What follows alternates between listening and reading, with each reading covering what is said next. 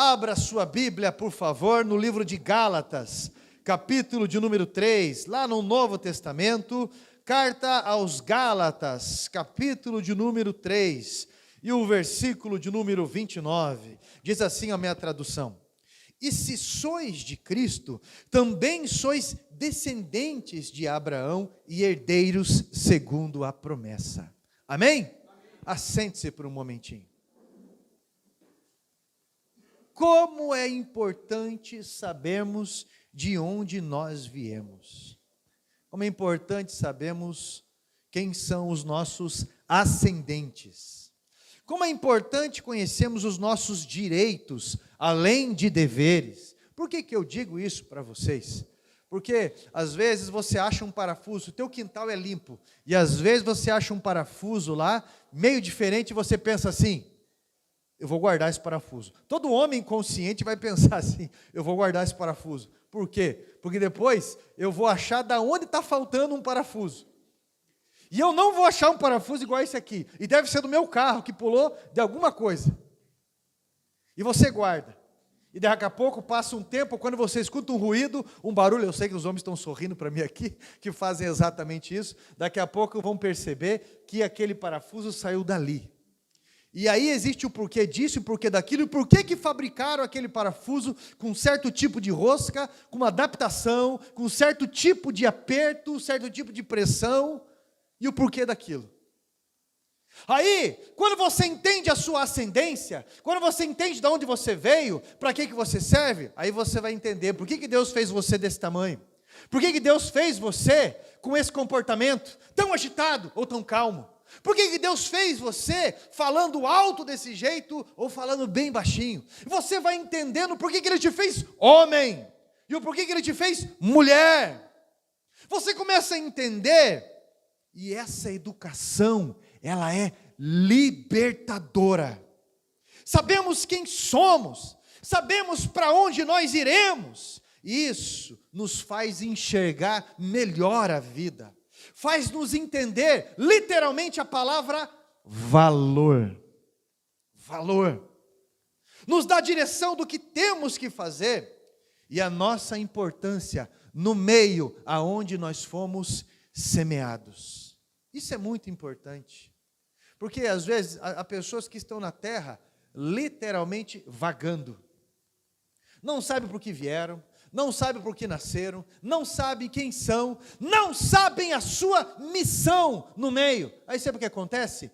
Vivem escravos do prazer, vivem escravos do entretenimento, isso é, de distrações. Eu não sou contra a distração, eu gosto de jogar bola, gosto de assistir, eu gosto de vários tipos de entretenimentos. Agora, existe uma diferença entre você gostar de entretenimento e você ser escravo do conforto. Conforto é bom, mas ele não pode tirar o foco da nossa missão, de forma alguma. Não pode tirar o foco da nossa missão. Nós não podemos esquecer quem somos, para onde vamos e a nossa importância aqui. Você está entendendo? Como é importante entendermos a nossa ascendência, e assim nós entendemos o nosso direito, entendemos que nós temos uma herança, entendemos os passos que nós temos que dar, e a gente se aperfeiçoa nisso. Há pessoas que têm uma vocação musical incrível, um ouvido musical incrível. Há pessoas que têm uma habilidade para lidar com comida que é incrível. Há pessoas que têm uma inteligência espacial incrível para tudo. Mas se você não souber do teu propósito, você vai usar isso para coisas erradas. Coisas erradas. Pode ter certeza disso. Tem gente que tem uma inteligência espacial. Olha quantas pessoas que usam habilidades para o crime. Tem um filme que se chama, é um filme, na verdade, baseado em fatos reais, e ele se chama Pegue-me se for capaz. É um filme do DiCaprio. Como é que é? Prenda-me, obrigado. Prenda-me se for capaz. Olha a inteligência daquele rapaz. E ele usa aquilo para coisas erradas. E um policial percebe esse fator no menino e o converte em propósito. Olha, você vai nos ajudar a entender o que é um estelionatário. Você vai nos ajudar. Você está entendendo? Aí tem tantas pessoas que Deus chamou para fatores do reino, mas estão totalmente distraídos e uma hora o inimigo vai lá e pega. E daqui a pouco você está lutando contra aquilo que Deus te deu. Você está lutando contra o próprio casamento, você está lutando contra o teu próprio corpo. Quantas pessoas que você conhece que não se aceitam? Não aceita o seu cabelo, se é liso, se é crespo, se é loiro ou moreno, não aceita a sua altura, não aceita a sua estrutura, não aceitam questões físicas ou intelectuais e fica se degladiando, falando, eu sou muito burra, muito burro, eu sou muito isso ou muito aquilo. Quantas pessoas você conhece que não entendem o seu propósito e ficam dizendo, não se aceitam bem? Eu não estou falando de relaxo, eu estou falando da pessoa não se aceitar. Quantas pessoas que você conhece, por não entenderem propósito, acabam destruindo as pessoas que elas mesmas amam. Pastor, eu amo ela, por que eu bati? Pastor, eu amo ele, por que eu arranhei? Por que eu mandei ele para fora de casa 200 vezes? Por quê? Porque você não entendeu ainda por que você foi feito, de quem que você é descendente. Meu irmão, a Bíblia fala sobre a dracma perdida. Quem conhece essa parábola na Bíblia? A dracma perdida é uma moeda perdida. Jesus fala no livro de Lucas, capítulo 15, sobre os 3 tipos de perdido. A dracma perdida, que é uma moeda, fala sobre a ovelha perdida e fala sobre o filho pródigo. Os 3 tipos de perdido. A dracma perdida é uma moeda que ela não sabe o valor dela, ela tem que ser procurada, ela tem que ser buscada, porque ela não tem consciência. A aldeã usava essa moeda ou para uma forma festiva do seu casamento, porque ela usava 10 moedas aqui, aquelas mulheres do Oriente, 10 moedas aqui, e se ela perdia uma daquela lá, não significava apenas um valor financeiro, mas uma memória para ela do seu casamento. E quando ela varria a casa, tirava as coisas do lugar e achava, ela fazia uma festa na sua casa, ela chamava as pessoas para comemorar, porque ela achou aquilo que se havia perdido, e Jesus compara aquela moeda a pessoas que não têm consciência de que estão perdidas, pessoas que estão distraídas. Então ele veio nesse mundo, ele fez um rebuliço, e essa alma foi encontrada. E a Bíblia diz que é a grande festa no céu, quando um perdido se arrepende, porque ele não sabe o valor. Jesus dá valor, ele deu a vida para que essa pessoa fosse alcançada. Esses missionários, essas pessoas, pastores, líderes, cristãos honestos, essas pessoas, meu irmão, sempre estão aplicadas, negam o próprio descanso, negam as questões financeiras, justamente para poder alcançar essas pessoas, para que elas entendam que elas foram feitas com esse tipo de rosca, com esse tipo de aperto, para essa pressão. Por isso que não se encaixa em alguns lugares. Nós precisamos entender a importância de onde viemos, por que somos assim e para onde nós vamos. Senão, você vai trocar o teu casamento por qualquer coisa. Senão, você, em vez de encher o teu pulmão de ar, vai encher o teu pulmão de fumaça. Senão, o teu fígado não foi feito para algumas coisas, teu rim também não.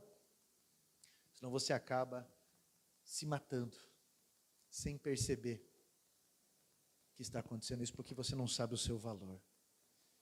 Os israelitas, eles são marcados por tentativas de invasão, de guerra, de perseguições diversas. O primeiro ponto nesse versículo que eu falo para vocês, é exatamente sobre a importância de você saber a sua ascendência, o seu valor. E os israelitas, eles foram chamados através de Abraão para algo, para ser amigo de Deus. E Abraão, através dessa promessa, procriou, teve filhos, Isaac, filho de um milagre, e depois veio Jacó, e Jacó com 12 filhos ali, e esses filhos também tiveram mais filhos. Mas, olha que interessante, entre vários fatos da história, eu me lembro de um que provavelmente você já conhece. A terra estava prestes a enfrentar um período de fome abundante.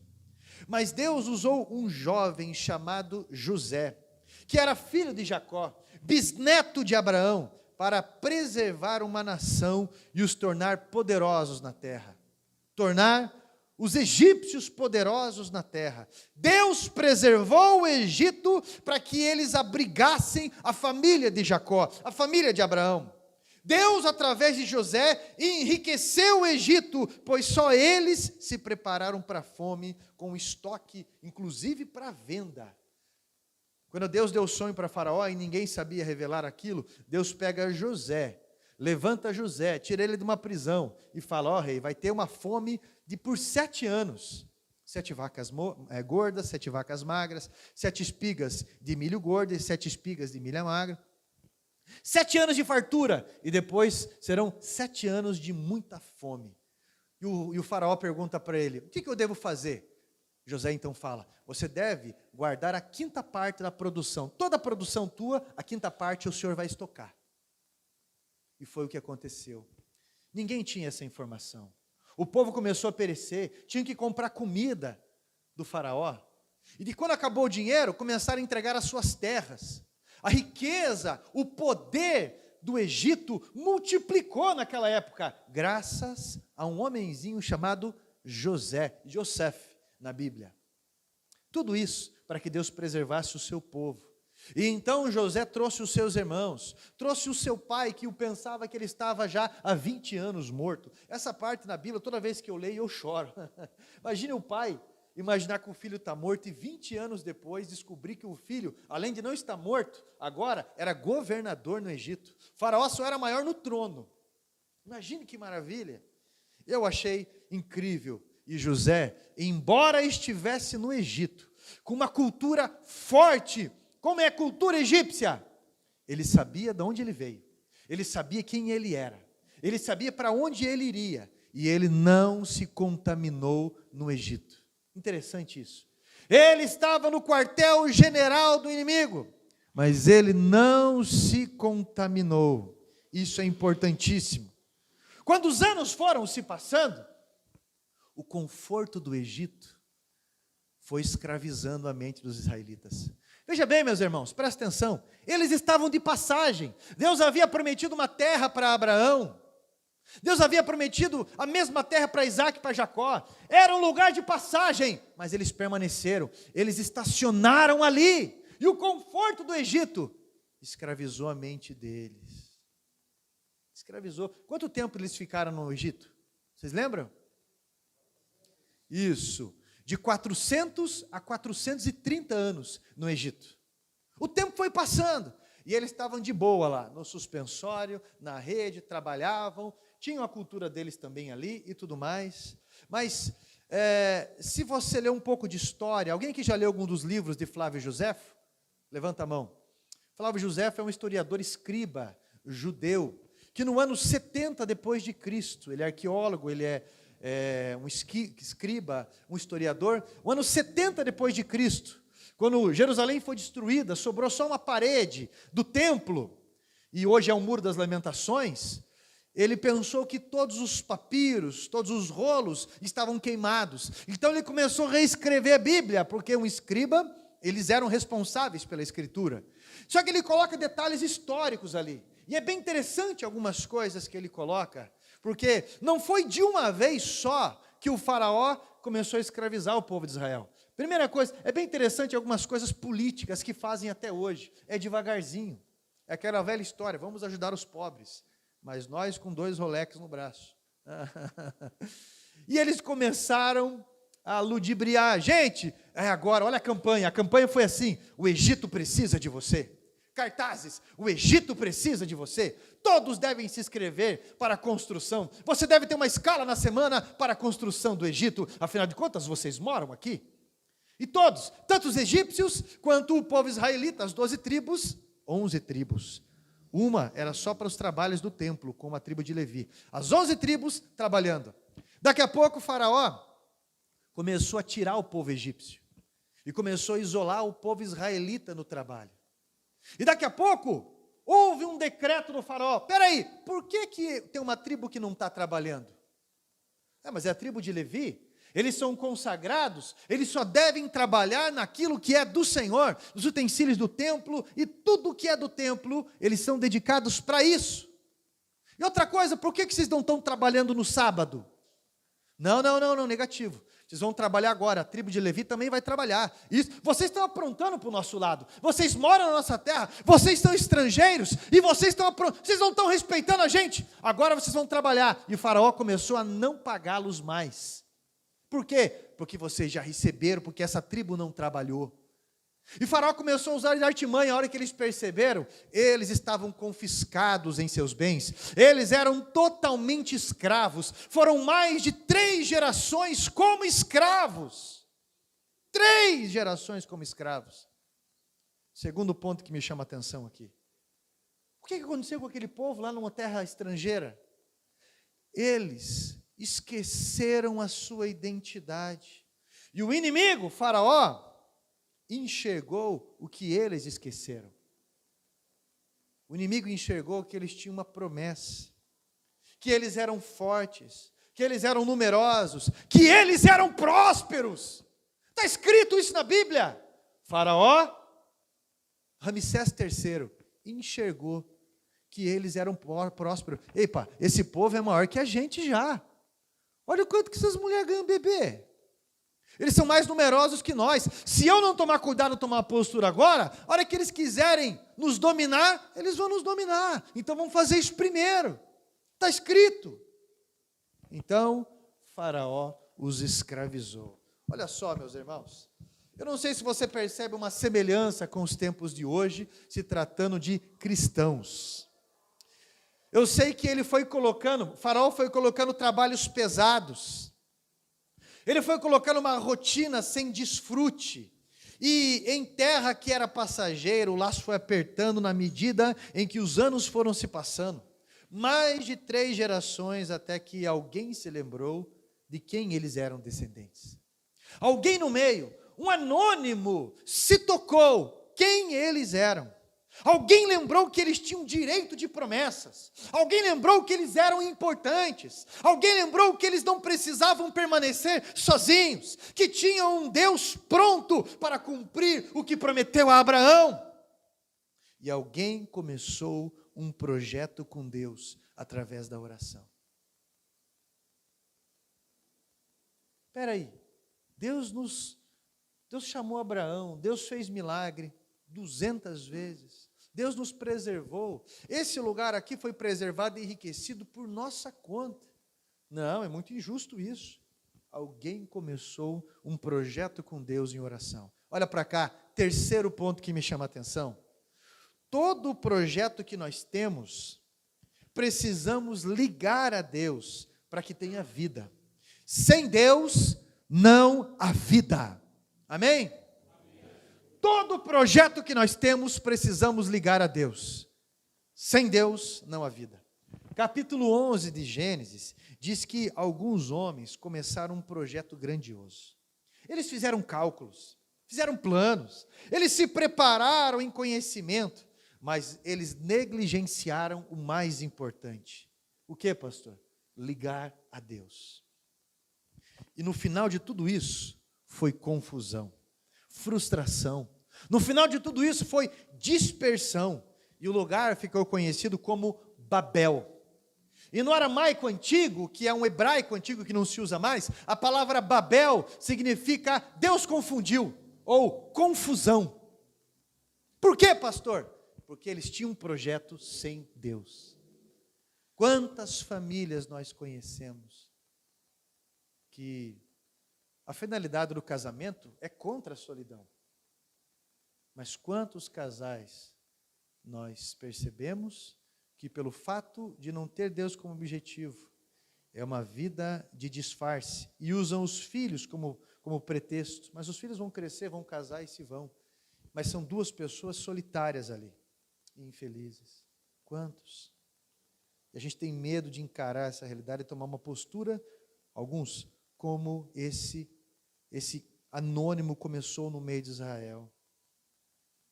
Eles queriam construir algo. Quantas pessoas querem construir uma empresa, mas porque não ligam a Deus, no final de tudo, é dívida, é frustração. Quantos? Quantos, meus irmãos? Até pessoas no ministério, não tem nada de Deus ali. O que acontece em algumas pessoas é literalmente submissão. Literalmente orgulho que fala mais alto. Em contrapartida, Deus chama um homem que não era engenheiro náutico. Ele não era carpinteiro. Chama um homem que não era, ou não tinha experiência nenhuma como veterinário. E esse homem constrói um navio, que mesmo com uma tempestade que alagou a terra, o navio permaneceu firme. Por quê, pastor? Porque ele era o melhor homem? Porque ele era um homem... Não. Porque ele ligou esse projeto a Deus. Deus o chamou e ele ligou esse projeto a Deus. Um homem chamado Noé, que por 125 anos construiu essa arca. Você acha que, meu irmão, presta atenção, você acha que estará livre da escravidão desse mundo, da frustração desse mundo, da confusão, do caos que é essa sociedade, só porque você é formado em alguma coisa na faculdade? Você acha que estará livre dessa confusão só porque você é jovem? Porque essas coisas passam, né? Meu irmão, eu lembro que eu tinha 12 anos, morando aqui no Campo Comprido, na João Dembinski, e eu lembro que eu pegava minha bicicleta, e eu e meus primos, a gente ia lá para Renault de bicicleta. Gente, daqui do Campo Comprido, lá em São José dos Pinhais, na Renault. Saía de manhã, e a gente ia nadar num rio. Naquele rio, ficava dentro da chácara em que um primo meu cuidava, como chacreiro, e eles estavam começando a construir a Renault. E a gente mergulhava lá no fundo, eu cansava de mergulhar lá no fundo para pegar marisco. E eu nem comia marisco. Era tudo para um outro primo meu comer, ele fazia aquelas paneladas de marisco. Mas era pela aventura. Comia pão com mortadela no dia, estava louco de bom, tomava uma gasosa, estava louco de bom. Agora eu pego um serviço de pintura, fico 2 dias me arrebentando, fico inchado outro dia, o dia inteiro, com dor em tudo. Eu vou jogar bola um dia da semana ali, eu acho que o meu quadril saiu do lugar, deve estar para o lado, ou virou o contrário, porque eu levei uns tombos, acabou comigo. Minha virilha parece estar deslocada, fiquei inchado que o anel, a aliança não queria sair. Você comia alguma coisa, antigamente parecia que você não tinha comido nada. Agora você come uma gelatina, meu irmão, parece que nunca vai embora. O tempo passa. E você acha que você não vai cair na escravidão desse mundo? Porque você é jovem. Sempre tem oportunidade. Quantos fúnebres eu já vi de pessoas jovens? Meu irmão, você acha que não vai cair numa confusão só porque você tem experiência no mercado? Porque você é inteligente, você tem ligações? Meu irmão, Adão pensou isso também. Ele pensou em ser independente de Deus. Em que sentido, pastor? Na sua opinião, na sua amizade. Quando Deus, na viração do dia, veio falar com ele, o que ele fez? Se escondeu de Deus em suas desculpas. E depois disso, Adão teve que conhecer a dor, a tristeza de ver um filho matar outro filho. Adão teve que conhecer os espinhos desse mundo, as picadas de pernilongo, as percas, a escravidão desse mundo. Meu irmão, o nosso Deus é um Deus que sempre buscou a nossa amizade. O nosso Deus é um Deus que sempre buscou aliança conosco. E a Bíblia referencia o perfil de amizade com Deus. E o nome desse homem é Abraão. É que eu não sei falar hebraico, senão eu falava Abraham. É Abraão. Quarto ponto que me chama a atenção.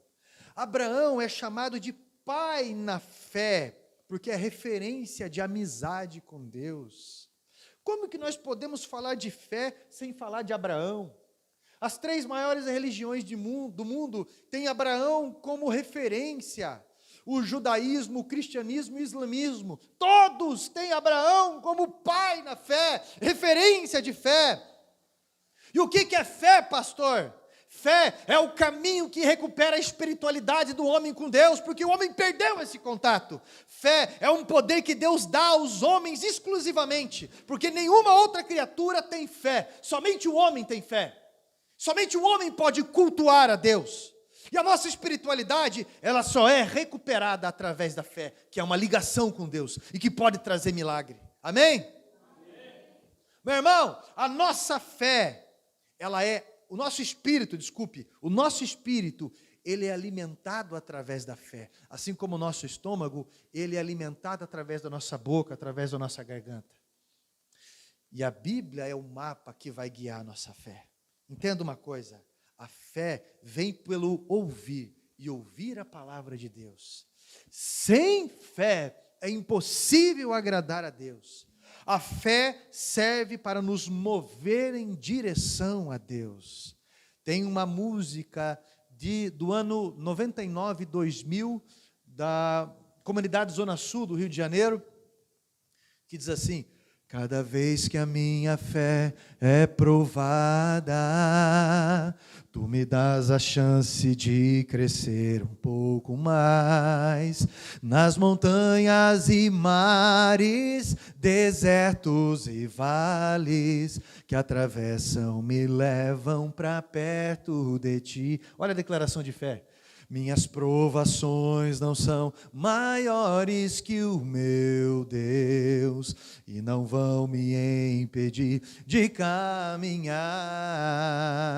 Se diante de mim não se abrir o mar, Deus vai me fazer andar por sobre as águas, rompendo em fé.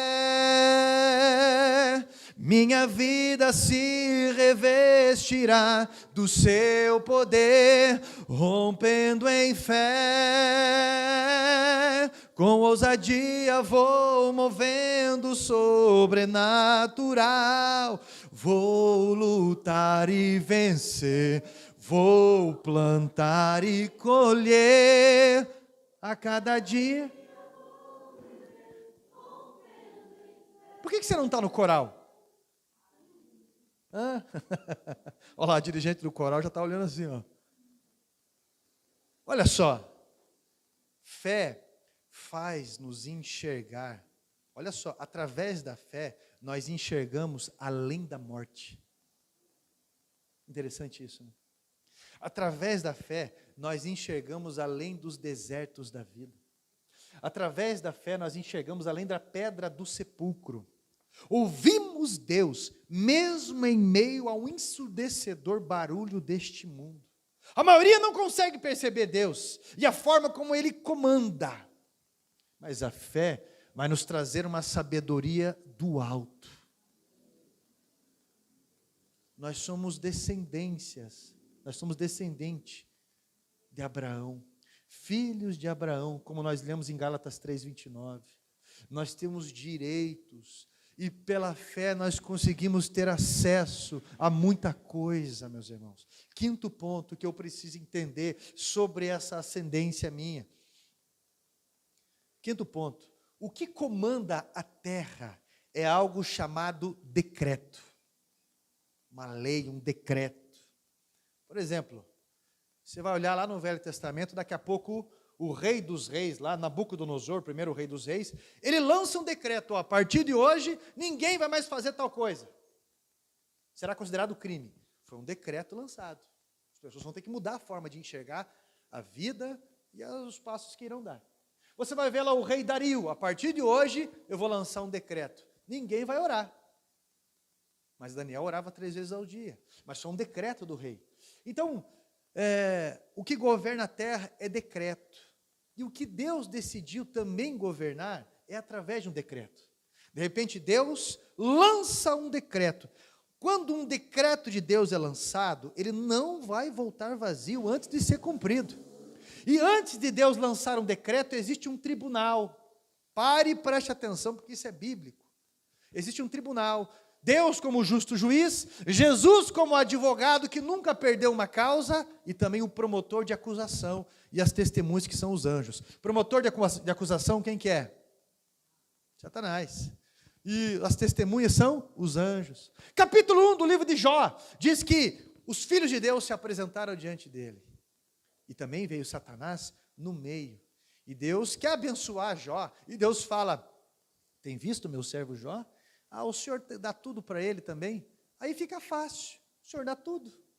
Aí Deus vai condicionar a Jó a uma situação, porque são coisas que a gente não entende a dimensão, mas Deus vai condicionar Jó a uma bênção 10 vezes maior.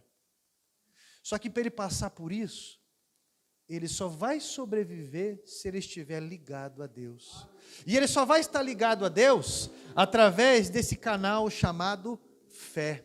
Quem escreveu o livro de Jó foi Moisés. Foi o primeiro livro escrito da Bíblia. E quem escreveu o Salmo 91, compilado por Davi, foi também Moisés. Olha só, descendente de Abraão, que entendia a respeito disso. Eu preciso que você entenda que quando Deus dá um decreto e quer abençoar alguém, uma guerra vai vir depois. Então, pastor, deve ser por isso então, eu sempre estou depenado, mas estou cacarejando. Né? De guerra em guerra, em vitória em vitória. E a gente sempre está passando. É um período difícil, daqui a pouco avança. Daqui a pouco um período difícil, daqui a pouco avança. Sempre após um decreto de Deus ser lançado, uma guerra se inicia. Porque a guerra sempre cerca o surgimento de um milagre. Só que o cristão entende isso. E não fica igual barata tonta. Fica no lugar, como Jó ficou. O que Jó fala no capítulo 19, versículo 25? O que Jó fala? Ele fala assim: quem me dera fosse dado uma pena de ferro, uma placa de chumbo, porque eu sei que o meu Redentor vive, e por fim se levantará sobre a terra, e eu o verei, não os meus acusadores, mas eu o verei. Olha a confissão dele. Quantas confissões de Paulo, quantas confissões dos apóstolos que nós vemos na Bíblia, confissões de fé, em meio a um decreto. Deus disse que abençoaria Abraão, capítulo 12, Deus fala, os que te abençoarem serão abençoados, os que te amaldiçoarem serão amaldiçoados, benditos serão as famílias na terra através de você, Abraão. Benditos serão as famílias da terra. O que querem fazer hoje? Desagrupar as famílias. Querem tirar as referências familiares de uma forma como o faraó agiu lá, muito astuto, muito rasteiro. Olha o nível das coisas.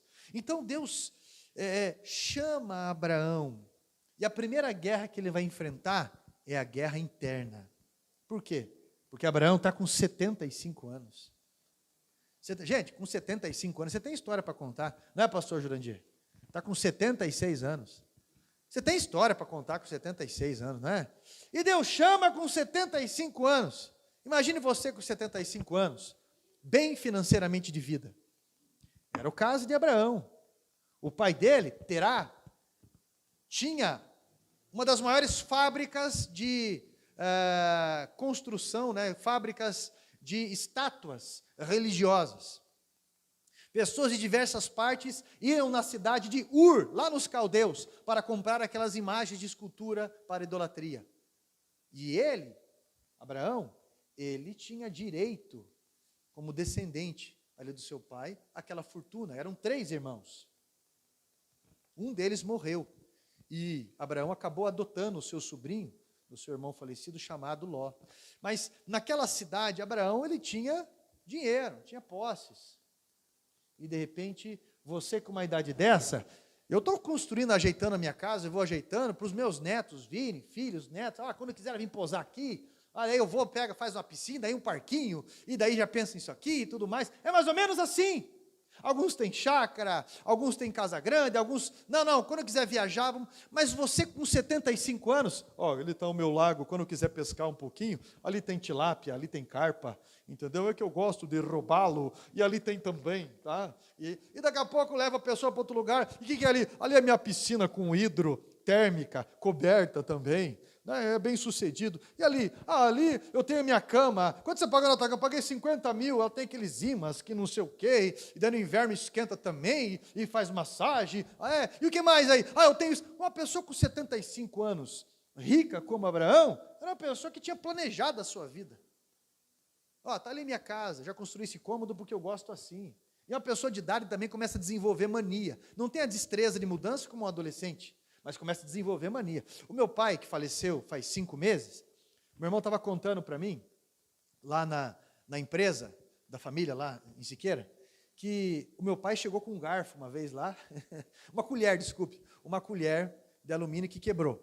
Daí fez um cara, o salário do cara é 5.000 por mês, o cara tem que dedicar 1 hora para ele fazer uma colher igual aquela, ou arrumar aquela colher. E o meu irmão falou: pai, mas eu compro uma colher para você, até melhor. Foi lá e comprou. O pai: eu não quero, eu quero essa. Ainda fala gritando: eu quero essa, porque essa aqui não sei o que do jeito, e o garfo que é não sei o que, porque pessoa de idade pega mania. E Abraão, Deus fala para ele: Abraão, é o seguinte, tudo que você fez eu quero que você deixe. Primeira guerra é interna. Agora você vai caminhar pela fé. Somente pela fé. Você vai para uma terra que eu vou te mostrar, mas Deus não tinha mostrado ainda. Eu quero chamar você, Abraão, e quero começar a formar uma nação através da nossa amizade, através dessa aliança e a circuncisão. Porque essa raça aí está complicada, está perdida, tem a tendência ao erro. Mas estou chamando você para uma nova vida. Você vai ser pioneiro de uma nova história, tá? E eu estou prometendo para você algo muito grande. Então Abraão decide ter atitudes pela fé. E por esse motivo, ele entendeu que riqueza no céu é ter crédito com Deus. Riqueza no céu é ter crédito com Deus. Como é bom a gente ser ouvido. E crédito é resultado do crer. E quanto mais você nega aqui por Deus, mais você tem aqui e no céu com Deus. Há muitas pessoas que Deus quer deslanchar bênçãos. Há muitas pessoas que Deus quer destravar meios para avançar. Mas essa pessoa não liga aos céus. E se não ligar aos céus, esses projetos continuarão mortos. Lembra do dia que você chegou na igreja? Lembra do dia que Deus te chamou? Lembra como que era a tua vida? Lembra como Deus floriu a tua vida? Lembra de onde Jesus te resgatou? Lembra como era? Deus chamou você. Assim como Deus chamou Abraão. A Bíblia diz que Deus enriqueceu Abraão. E isso não o entorpeceu. Porque quando Abraão já era rico, depois da batalha, a Bíblia diz que ele se encontrou com Melquisedeque, que era sacerdote do Altíssimo. E ele devolveu o dízimo de tudo aquilo para o sacerdote Melquisedeque. Rei e sacerdote, que tipifica Jesus. Pastor, eu queria entender melhor isso aqui. Então é preciso estudar sobre isso, porque isso é libertador. Nós somos descendentes de Abraão por Cristo Jesus, como está escrito aqui. Essa Bíblia aqui é um testamento, e o que é um testamento? É um direito de herança, e nós precisamos conhecer a nossa herança, o nosso direito de herança. Até quando você vai permanecer anestesiado e ludibriado com uma vida vã ou distraída? Até quando você vai permanecer assim? Se Jesus está chamando você para uma vida nova. Pastor, mas e tudo que eu fiz? Jesus tem algo maior, melhor. Nenhum chamado de Deus é em vão. E tudo que a gente faz, Deus multiplica. Tudo aquilo que a gente semeia em Deus, Ele multiplica. Amém, meus irmãos? Põe a mão no teu coração, assim, com o teu projeto, eu vou orar junto com você. Deus, Pai Todo-Poderoso, nós aprendemos pela Tua palavra que devemos ligar aos céus o nosso projeto ao Senhor. O Senhor conhece, Pai, sabe de todas as coisas, sabe das verdades, sabe das nossas desculpas, sabe dos nossos medos, sabe das nossas tristezas e alegrias, das confusões. Mas, meu Deus, nós estamos pedindo, tudo que for escrito nesta carta agora, seja inspirada pelo Teu Espírito Santo, seja guiado, dirigido pelo Senhor, e que sejam prósperos, Pai, em tudo que escrevemos aqui, porque o Senhor conhece as aflições, que em nome de Jesus Cristo, meu Pai, o Senhor destrave os meios, que os demônios caiam por terra, que toda perturbação caia por terra, nos dando maturidade para essas conquistas, para que não venhamos fazer, Pai, da provisão o provedor, mas que estejamos sempre ligados com o Senhor. Unge, meu Deus, o que será escrito aqui e o que será entregue na tua casa através dessa carta, Pai, em nome de Jesus Cristo, o Santo Deus, assim nós ligamos aos céus, em nome de Jesus, e todos digam amém. Amém. E o que ligamos aos céus, o que ligamos aqui será ligado aos céus, né? É o que está escrito na palavra de Deus. Amém, povo de Deus?